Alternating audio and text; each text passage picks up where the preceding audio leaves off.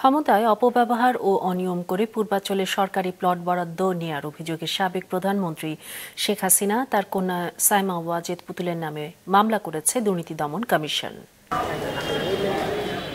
পূর্বাচল নতুন শহর প্রকল্পের ২৭ নম্বর সেক্টরের কূটনৈতিক জোনের ২০০৩ নম্বর রোড, এখানে ১০ কাঠার ৬টি প্লট। এই ৬টি প্লট বরাদ্দ হয়েছে সাবেক প্রধানমন্ত্রী শেখ হাসিনা, তার ছেলে সজীব ওয়াজেদ জয় ও মেয়ে সাইমা ওয়াজেদ পুতুল, বোন শেখ রেহানা, বোনের ছেলে রেদওয়ান মুজিব সিদ্দিক ববি ও মেয়ে আজমিনা সিদ্দিক রূপন্তীর নামে।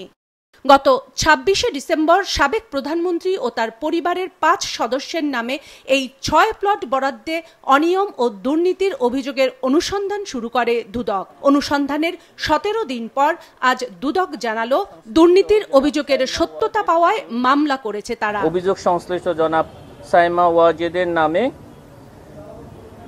বরাদ্দ প্রদান এবং তিনি জনাব সাইমা ওয়াজেদ প্লটের বাস্তব দখল সহ রেজিস্ট্রেশন মূলে প্লট গ্রহণ করার অপরাধে দণ্ডবিধির সংশ্লিষ্ট ধারা এবং দুর্নীতি প্রতিরোধ আইন ১৯৪৭-এর ৫-২ ধারায় আজ একটি মামলা রুজু করা হয়েছে।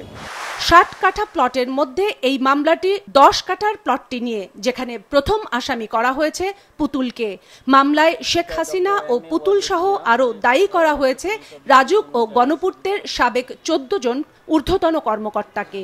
এখানে জনাব সাইমা ওয়াজেদ পুতুল, জনাব শেখ হাসিনা সাবেক প্রধানমন্ত্রী সহ জাতীয় গৃহায়ণ কর্তৃপক্ষ এবং রাজুকের সংশ্লিষ্ট কর্মকর্তা সহ মোট ১৬ জনের বিরুদ্ধে আলোচ্য মামলাটি রুজু করা হয়েছে। এখন নিয়ম অনুযায়ী আমাদের বিধিমালা অনুযায়ী তদন্তকারী কর্মকর্তা নিয়োগ করা হবে এবং তদন্তকারী কর্মকর্তা তদন্তকালে বাকি কাজগুলো আমাদের প্রচলিত বিধি অনুযায়ী সেগুলো সম্পন্ন করবেন।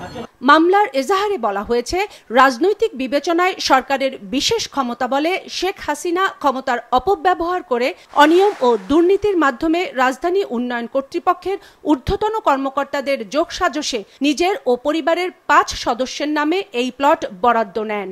ক্ষমতার অপব্যবহার ও বিশেষ সুবিধার বিনিময়ে এই ঘটনা ঘটানোর অভিযোগের সত্যতা মেলায় রাজুক ও গৃহায়ণ ও গণপূর্তের সাবেক ১৪ কর্মকর্তাকেও মামলার আসামি করা হয়েছে।